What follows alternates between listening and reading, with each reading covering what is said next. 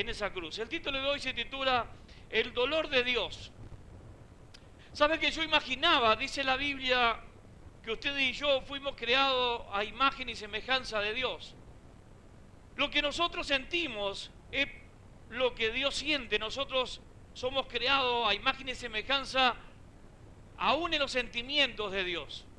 Lo que a usted lo enoja, a Dios lo enoja. Lo que a usted lo alegra, a Dios lo alegra. Lo que a usted lo entristece, a Dios lo pone triste. Nosotros fuimos creados no como seres ajenos a Dios, sino que Él nos creó su semejanza para entendernos, para comprendernos y para poder ayudarnos y guiarnos en nuestro camino.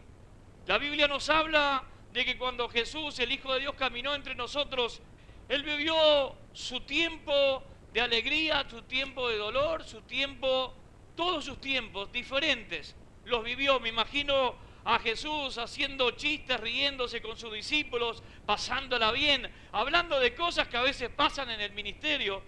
Créame de que a veces nosotros entre pastores nos sentamos y nos reímos de las cosas que nosotros hicimos y nos reímos porque a veces no, bueno, muchas veces nos equivocamos. Y yo me imagino a ese Jesús riéndose con sus amigos, pero al mismo tiempo teniendo compasión de los enfermos, al mismo tiempo sintiendo dolor por la muerte de un amigo. Entonces, cuando veo a un Jesús, el Hijo de Dios en la tierra, yo veo a uno de nosotros en la tierra. Y puedo entender también el dolor de Dios.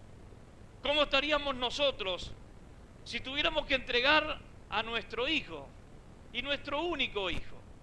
¿Cómo estaríamos nosotros si mañana Dios nos dijera desde el cielo, y aquí quiero que usted entienda esto, si mañana desde el cielo Dios dijera, tenés que dar a tu hijo, porque es la única forma de salvarlos a todos los que están aquí? Usted le diría, no señor, pero pedile el hijo a otro, no me pidas el hijo a mí. Y posiblemente nosotros estaríamos rezongando y negando y tratando de que no sea nuestro hijo quien debe ser entregado, porque no queremos nosotros perder o entregar a nuestro hijo. Y es lógico no querer hacerlo. Sin embargo, la Biblia me dice de que Dios fue capaz de entregar a su único hijo. A su único hijo. Y no era un hijo que lo tenía recién, sino que era su hijo desde la eternidad. Y Él, cuando tiene que dar a alguien para nuestra salvación, Él no elige el hijo ajeno, sino que Él elige su propio hijo. Y esto habla del amor y la compasión que Dios tiene para con nosotros. Posiblemente si mañana la orden de Dios fuera elegir un hijo para que muera por toda la gente del Faro, yo no elijo a Micaela. Yo empiezo a mirar para los costados y veo a todos los que tienen hijos por acá y digo, bueno, le pido el hijo a algún hermano, alguno más bueno que yo tiene que haber, que sea capaz de sacrificar a su hijo. Stephanie, ¿cómo estamos? No, tampoco, me lo niega. ¿Quién más? ¿Quién me dona un hijo para sacrificarlo? Nadie lo haría. Nadie lo haría. Así que lo que Dios hace es tomar a su propio hijo como un ejemplo de que Dios es capaz de hacer lo que nosotros no somos capaces de hacer. Dios es una demostración de decir, me importan tanto que soy capaz de entregar a mi propio hijo. Por eso el título de hoy es El dolor de Dios. Porque Dios sufrió ante la muerte de Jesucristo. Y creo yo que más allá de la muerte, es el trato que Jesús tuvo. Recuerdo hace muchos años, mis hijas grandes, ahora eran pequeñas, y fueron al almacén a comprar, y el almacenero las trató mal. ¿Qué fueron a comprar? Papel glacé. Pero la equivocada no eran mis hijas, la equivocada era la vendedora. Entonces mis hijas fueron a comprar papel glacé, no sé si hay todavía, ¿existe eso todavía? Sí, bueno, me alegro. Sería triste que no existiera porque es parte de mi infancia. Mira Stephanie, ¿cómo está? Stephanie, ¿cuántos días más vemos a Panza? No sabemos. En cualquier momento Robert aparece con la nueva integrante del Faro por acá. Ya estamos ahí, ¿no? Falta poquito. ¿Una semanita, dos? 2 semanitas. Bueno, gloria a Dios. Que no se atrase, la estamos esperando, decirle. Así que cuando fueron mis hijas al almacén a comprar papel glacé y la pregunta a la vendedora fue ¿de qué color? Usted sabe que papel glacé viene en todo viene una libretita con todos los colores. Entonces mis hijas la quedaron mirando y le dijeron, de todos los colores. Y entonces la señora se enojó y la maltrató. Dice, bueno, ¿para qué viene al almacén si no saben lo que vienen a comprar? Y me las echó del almacén. Entonces mis hijas chiquitas llegaron a casa medias como llorando porque la almacenera las trató re mal. Entonces fui yo a la almacenera con cara de malo, con cara de enojado. Le digo, señora, perdóname, ¿usted tiene papel glacé? Claro que tengo papel glacé, tráigalo. Entonces, obviamente el papel glacé tenía todos los colores. Digo, ¿cómo le va a decir lo que le dijo a mis hijas que llegaron a mi casa mal? A ver, una tontería, porque no le quiero contar las cosas graves, le cuento lo fácil, lo lindo. Pero lo que quiero decir es que nosotros, cuando alguien maltrata a nuestros hijos, por menos que lo maltrate, nosotros nos enojamos. Y nos sale el papel de padre o de madre y salimos a defender a nuestros hijos y con mi hijo no te metas y a mi hijo no le digas, porque nos indignamos, nos enojamos que alguien trate mal a nuestros hijos. Sin embargo, el enojo de Dios o el dolor de Dios, no solamente por la muerte, sino también por el trato que recibió su hijo. Póngase en lugar de un padre viendo de la forma en que el mundo trataba a Jesucristo, que lo escupían, que le clavaban una corona de espinas en la frente, que se burlaban, que lo golpeaban, que se reían, que le decían, hey, si eres hijo de Dios, ¿por qué no te bajas de esa cruz? Lo que sentiría el padre en ese momento de dolor, de ver el trato que su hijo, no mi hijo, el Hijo de Dios, lo que su hijo estaba sufriendo en la tierra. Yo me imagino a Dios agarrado de algo para no reaccionar y no salir a defenderlo, porque había un plan y ese plan tenía que cumplirse. Quiero leer con ustedes Isaías 53. Iba a leer todo el 53, pero es muy largo, así que lo corté, versículos del 3 al 7, chicos. Isaías 53, 3 dice, despreciado y rechazado. Escuche lo que estoy leyendo. Despreciado y rechazado por los hombres, varón de dolores, habituado al sufrimiento. Todos evitaban mirarlo, fue despreciado y no lo estimamos. Ciertamente Él cargó con nuestras enfermedades y soportó nuestros dolores, pero nosotros lo consideramos herido, golpeado por Dios y humillado. Fue traspasado por nuestras rebeliones y molido por nuestras iniquidades. Sobre Él recayó el castigo, precio de nuestra paz. El castigo no era para Él. El castigo era para nosotros. Sobre Él recayó el castigo, precio de nuestra paz, y gracias a sus heridas fuimos nosotros o fuimos sanados. Todos andábamos perdidos como ovejas, cada uno seguía su propio camino, pero el Señor hizo recaer sobre Él la iniquidad de todos nosotros. Maltratado y humillado, ni siquiera abrió su boca. Como cordero fue llevado al matadero, como oveja que enmudece ante su trasquilador, ni siquiera abrió su boca. Llega el momento de la humillación, de la muerte y del dolor. Qué lindos momentos cuando Jesús estaba caminando entre la gente y todos lo seguían porque tenían hambre. O cuando llegaba a una ciudad y todos los enfermos salían a buscarle porque necesitaban un milagro. Y ahí estaba toda la gente esperando a Jesús y aplaudiendo, y entonces el paralítico se iba contento porque fue sanado, el ciego lo mismo, y todos estaban felices porque de alguna manera habían recibido algo de Dios. Y qué lindo momento para Jesús haber vivido todo ese cariño, entre comillas, de la gente. Porque todos nosotros cuando necesitamos algo, estamos bien, pero cuando ya la gente no necesitaba nada más de Jesús, y la Biblia, Dios,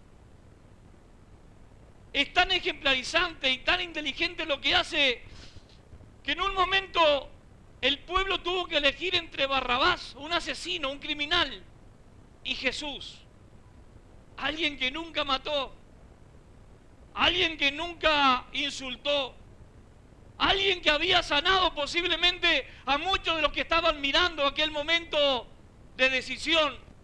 Y cuando le preguntan quién quieren, Barrabás o Jesús, la gente dijo, suelta a Barrabás y mata a Jesús. Qué dolor para Jesús cuando él escucha que la propia gente que él había sanado, la propia gente que tal vez fue parte de los que comieron pan y peces, ahora estaban gritando que lo mataran porque ya no necesitaban nada más de Jesús. Ahora gritaban, mátenlo y suelten a Barrabás. Queremos que Barrabás siga matando, siga robando, siga delinquiendo, pero no queremos que Jesús siga predicando. Maten a Jesús, así no nos estorba más, así no nos habla más. Y ahí comienza, creo yo, ese dolor de Jesús, porque ahí empieza el maltrato físico.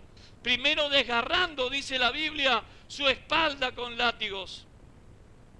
Los látigos de aquel tiempo tenían puntas de metal que clavaban en la carne, y cuando el látigo salía hacia atrás despedazaba la espalda de la persona que golpeaban.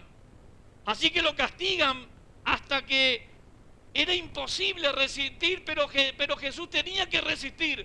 Él no podía morir porque él tenía que cumplir una misión. Así que ahí estaban sacando los pedazos de Jesús. Y el Padre mirando, y los ángeles mirando, el cielo mirando.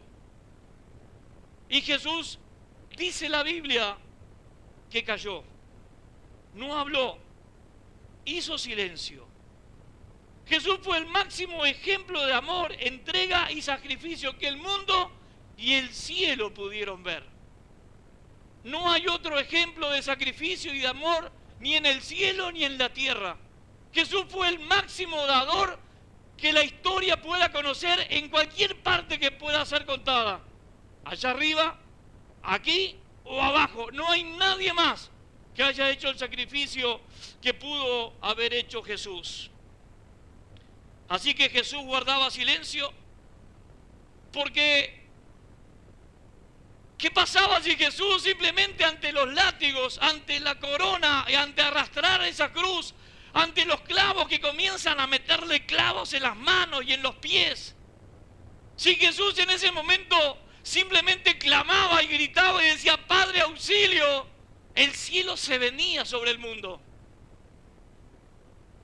Un grito de auxilio de Jesús hubiese significado el caos en el Imperio Romano y en los judíos. Así que Jesús callaba porque él no quería que el cielo interrumpiera el momento que él estaba viviendo. Así que Jesús callaba porque no quería hablar. El Padre guardó silencio. Imagínense a Dios agarrado de alguna parte de su trono, tratando de no dar la orden a sus ángeles.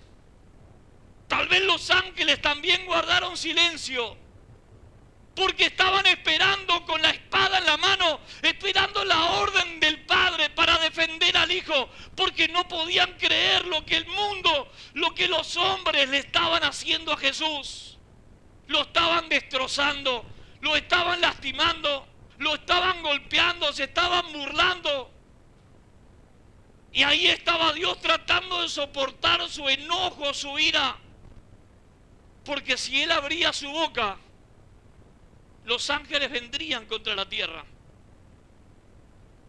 El cielo guardó silencio. Jesús guardó silencio. Porque el motivo de su sufrimiento era solamente uno. Y el motivo de su sufrimiento era salvarnos a nosotros.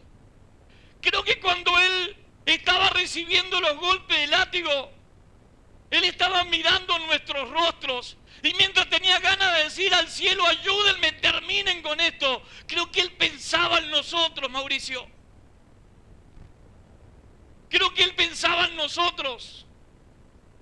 Y Él miraba nuestro rostro a través de su imaginación y pensaba en nosotros, en nuestra vida, en nuestra salvación, que si Él fallaba con lo que estaba haciendo, nosotros nunca seríamos salvos. Así que Él soportaba los golpes del látigo, y venía un golpe y se acordaba de rostros de nosotros, y venía otro golpe y se acordaba de otro de nosotros. Y sus lágrimas creo que corrían tanto de dolor como de compasión por cada uno de los que hoy estamos aquí.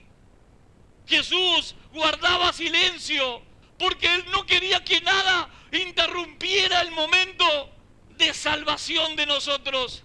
Él estaba haciendo todo aquello por la salvación. Él estaba haciendo todo aquello para que tú y yo hoy podamos estar aquí y que un día podemos estar en el reino de los cielos compartiendo ese tiempo eterno con Jesucristo. Jesucristo guardaba silencio, el cielo guardaba silencio. Yo me puedo imaginar los ángeles que conocieron a Jesús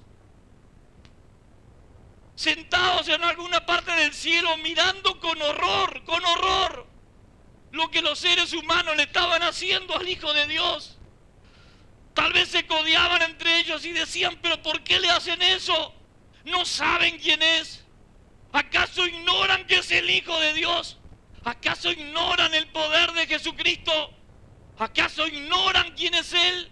Y claro que el mundo ignoraba quién es Jesucristo, pero el cielo sabía quién es Jesucristo y el cielo guardaba silencio.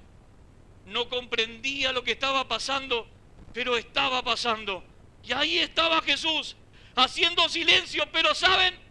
Yo quiero imaginarme algo más en esta historia, porque el relato de Isaías lo dice.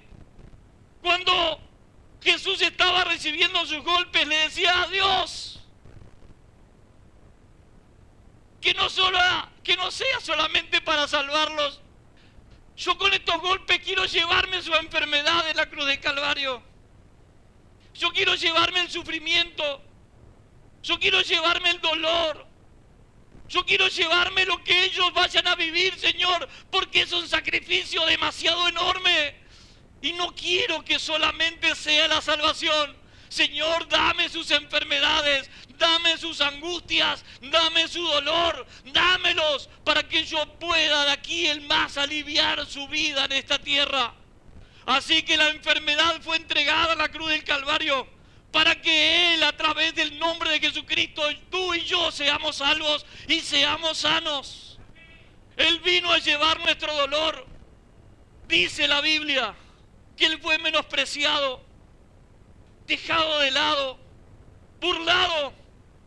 ¿Cuántas veces nosotros hemos sido dejados de lado, despreciados? Y tal vez pensamos que qué malos que son porque nos dejan de lado, porque nos desprecian. Pero Él en la cruz del Calvario llevó el desprecio. Llevó lo que el mundo puede ofrecerte para lastimarte.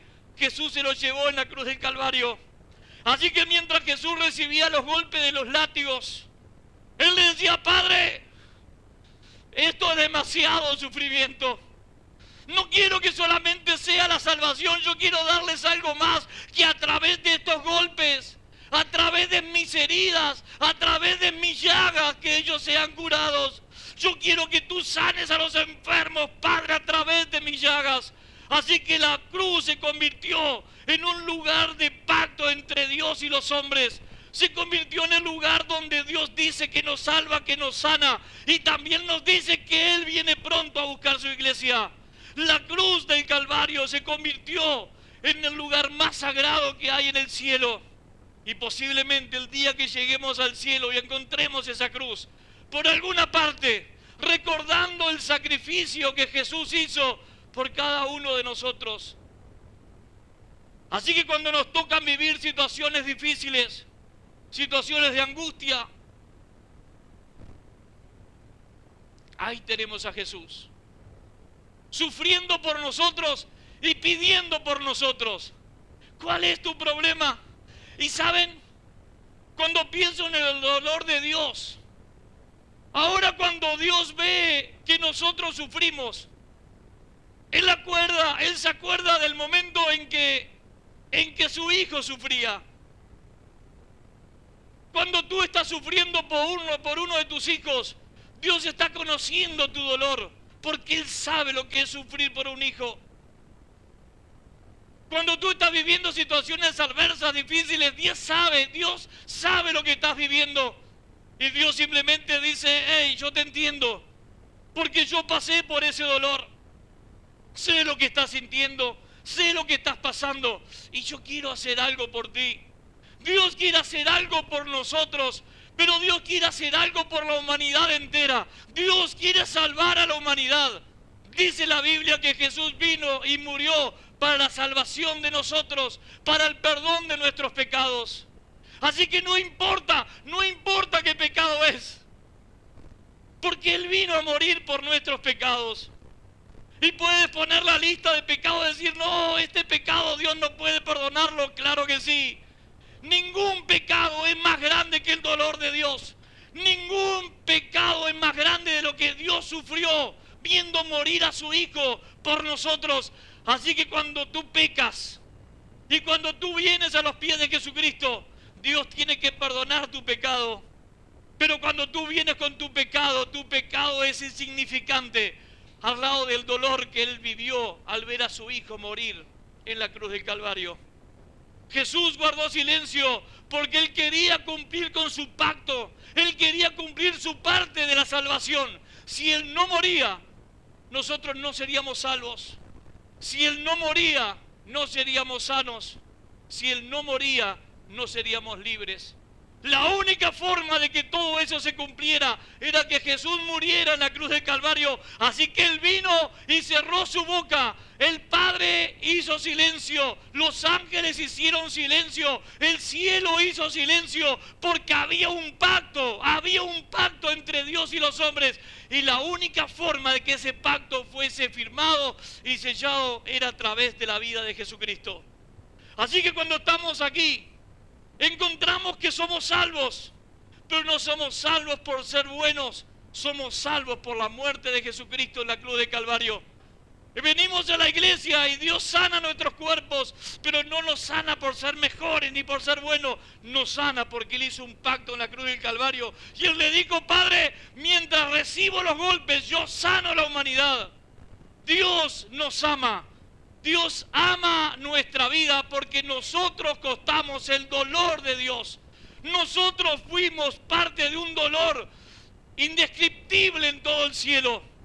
Imagínese el día sábado, un día como hoy, cuando Satanás disfrutaba el haber vencido a Jesús, cuando él creía que había vencido y estaba de fiesta, y el cielo creía que había sido vencido. Así que el cielo disfrutaba, el infierno disfrutaba y el cielo estaba triste porque habían perdido la batalla. Jesús había muerto, no había nada más que hacer. Así que el mundo estaba consternado, los discípulos estaban consternados, no había solución, no había salvación.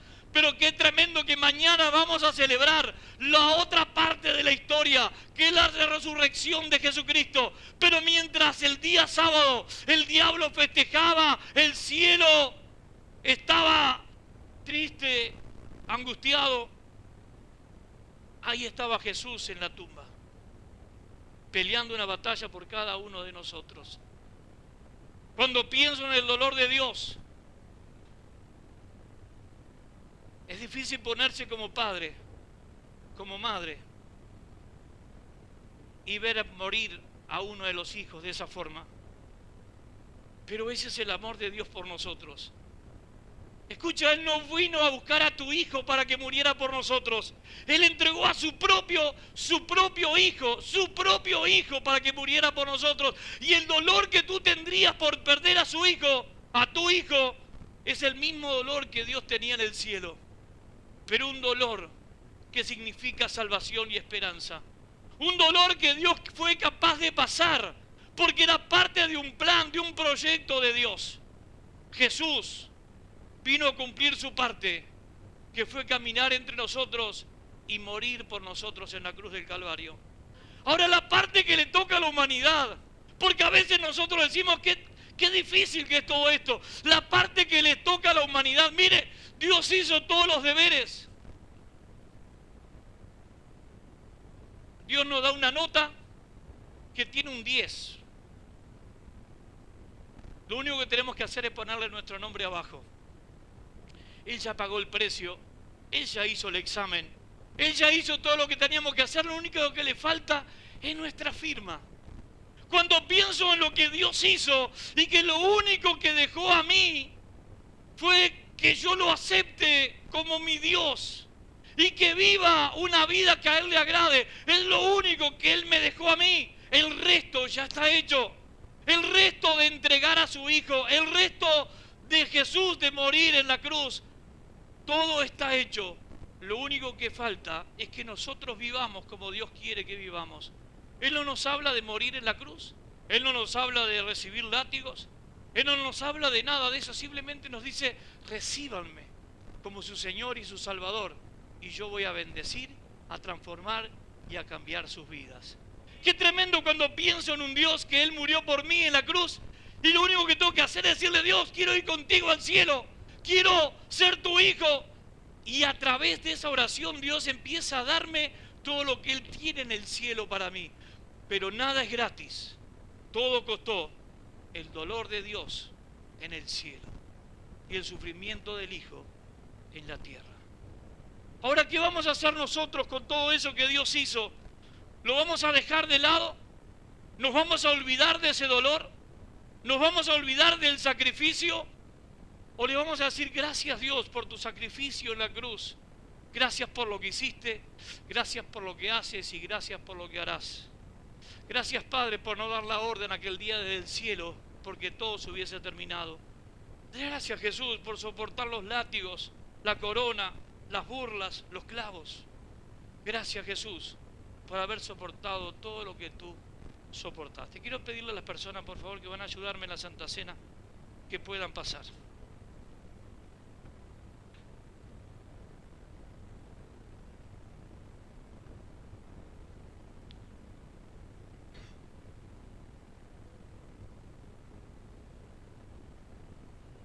Hoy